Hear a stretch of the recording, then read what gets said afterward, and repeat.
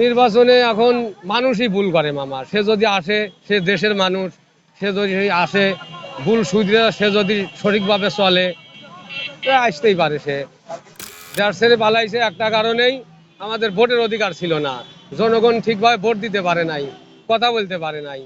এই জন্য সব কিছু একতরফা হয়ে গেছিল, সেই জন্য মনে করেন চাপে পড়ে দেশ ছাড়িছে। ভালো লাগছে মামা। 1971 সালে একবার স্বাধীন হয়েছিল, কিন্তু আওয়ামী লীগের আমলে অনেক স্বৈরাচারী একটা এমপি মন্ত্রীর 300 বাড়ি থাকে। এই স্বৈরাচার মুক্ত হয়েছে দেশ, এখন দ্বিতীয়বার স্বাধীন হয়েছে। দ্বিতীয়বার স্বাধীনে খুব ভালো লাগতেছে মামা। হুম, হ্যাঁ বা খুব ভালো লাগতেছে মামা। আর মুক্তভাবে ঘুরতেছি, ভাড়া খাটতেছি, আমরা স্বাধীনভাবে চলতে পারতেছি, আমরা কথা কইতে পারতেছি।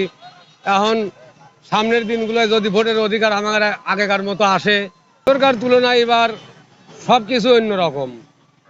এখন চলাফেরা, রাস্তাঘাট সব কিছুই ভালো, আগেকার চেয়ে অনেক ভালো মামা। এখন হাসিনা চলে গেছে, তার পাপের সাজা সে পাচ্ছে।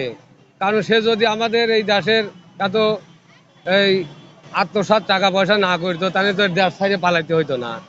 এখন দেশ ছেড়ে পালাইছে একটা কারণেই, আমাদের ভোটের অধিকার ছিল না, জনগণ ঠিকভাবে ভোট দিতে পারে নাই, কথা বলতে পারে নাই। এই জন্য সব কিছু একতরফা হয়ে গেছিল, সেই জন্য মনে করেন চাপে পড়ে দেশ ছাড়িছে।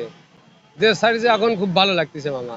নির্বাচনে এখন মানুষই ভুল করে মামা। সে যদি আসে, সে দেশের মানুষ, সে যদি আসে ভুল শুধরে, সে যদি সঠিকভাবে চলে আসতেই পারে। সে দেওয়া যায় মামা। মানুষ মানুষ মাত্রই ভুল করে, ভুল আমিও করতে পারি মামা। এখন একটা সুযোগ দিলে সে যদি শুধরে যায়, সুযোগ দেওয়া ভালো। সে বিচার হোক, সে বিচার হবি, বিচারে বিচারে যা হয় হবি। নির্বাচন সে আসতে না পারে, তার পরিপ্রেক্ষিতে সে দলের আর একজন আসবে, দলটা তো থাকবে। তাও সরকার কি চাও, আমরা পাওয়ার রিক্সা চালাই, আমাদের একটাই দাবি, অটো রিক্সাগুলো উঠে যাক মামা।